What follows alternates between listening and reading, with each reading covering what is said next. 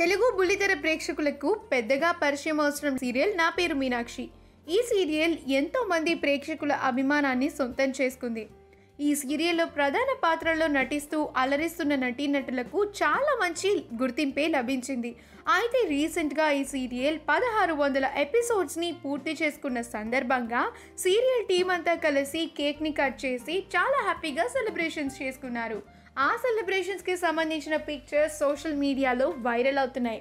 మనం కూడా ఆ బ్యూటిఫుల్ మూమెంట్స్ని ఈ వీడియోలో చూసేద్దాం.